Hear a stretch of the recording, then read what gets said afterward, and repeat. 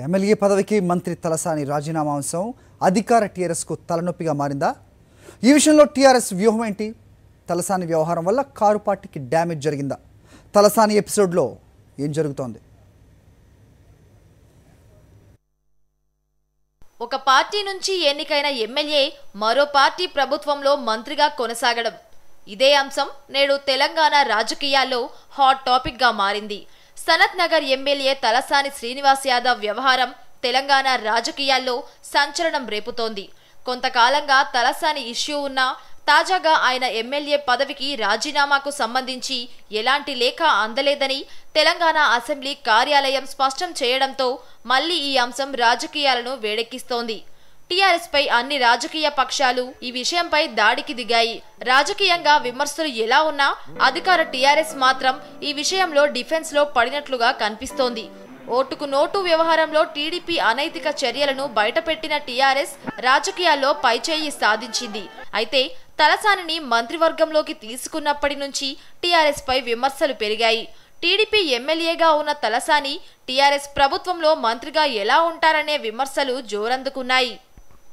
Telugu Desam party వేరే party గెలిచినటువంటి శాసనసభ్యుని కనీసం రాజీనామా పత్రాన్ని కూడా ఇవ్వకుండా మీరు ఇంత నిచ్చుకుగా మరి రాజ్యాంగంలో చేయడానికి సుమోటోగా చీటింగ్ కేసు గౌరవ మంత్రి గారి మీద పెట్టాలని చెప్పి కూడా కాంగ్రెస్ పార్టీ పక్షాన డిమాండ్ చేస్తూ ఉన్నాం.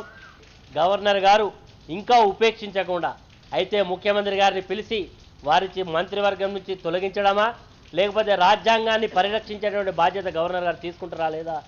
ఈరోజు తెలంగాణ ప్రజలందరూ కూడా సమాధానం చెప్పాల్సిన అవసరం ఉన్నది. అటు శ్రీనివాస్ యాదవ్ గారు చెప్పాలా, ముఖ్యమంత్రి గారు రావాలా, స్పీకర్ గారు సరైనటువంటి సమాధానం చెప్పాలా. మీ పలుమార్లు వెళ్ళినప్పుడు మేము నిర్ణయం తీసుకుంటామని చెప్పినారు. మాకు అసలు చెప్పాలి కదా.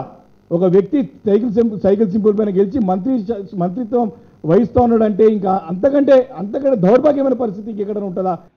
మంత్రిగా బాధ్యతలు తీసుకోకముందే తన ఎమ్మెల్యే పదవికి రాజీనామా చేశారని, స్పీకర్కు రాజీనామా లేఖ పంపించారని తలసాని చెబుతున్నారు. అయితే ఆయన లేఖ తమకు అందలేదని అధికారులు తెలపడంతో ఈ వ్యవహారం టీఆర్ఎస్కు రాజకీయంగా ఇబ్బందిగా మారింది. మొత్తం మీద శాసనసభ సభ్యత్వానికి రాజీనామా అంశంలో తలసాని ముఖ్యమంత్రిని, స్పీకర్ను, గవర్నర్ను తప్పుదోవ పట్టించారన్న విపక్షాల ఆరోపణల్లో వాస్తవం ఎలా ఉన్నా ఈ ఎపిసోడ్ నుంచి తలసాని బయటపడతారా లేదా అన్న విషయం ఆసక్తిగా మారింది. మరోవైపు ఇతర పార్టీల నుంచి ఎమ్మెల్యేలను టీఆర్ఎస్ లో చేర్చుకున్న వ్యవహారం కూడా న్యాయస్థానంకు చేరింది. దీంతో ఇప్పుడు ఈ అంశాలు తెలంగాణ రాజకీయాలను వేడెక్కిస్తున్నాయి. సాక్షి న్యూస్, హైదరాబాద్.